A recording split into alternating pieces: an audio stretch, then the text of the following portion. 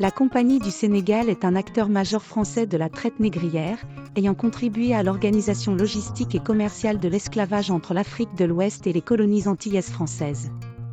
Elle incarne le lien entre les ambitions coloniales de la France et l'exploitation humaine à grande échelle, la violence économique et raciale du système esclavagiste mis en place par les puissances européennes, la manière dont l'esclavage a été institutionnalisé.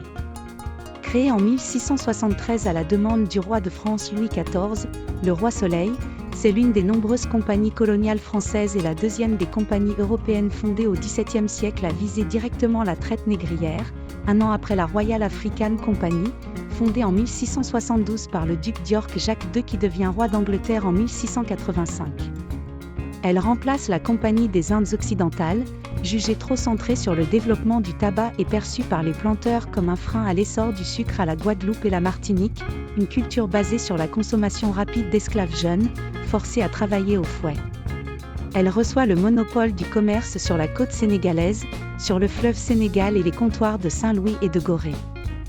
L'arrivée massive de négriers français et anglais fait flamber le prix des esclaves sur les côtes d'Afrique.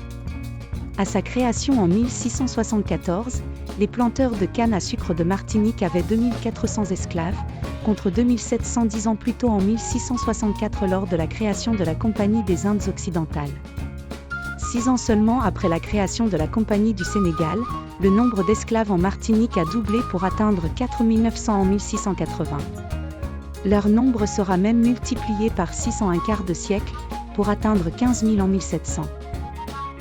Écho d'Afrique, c'est l'information des cultures afro de Lyon et son agglomération.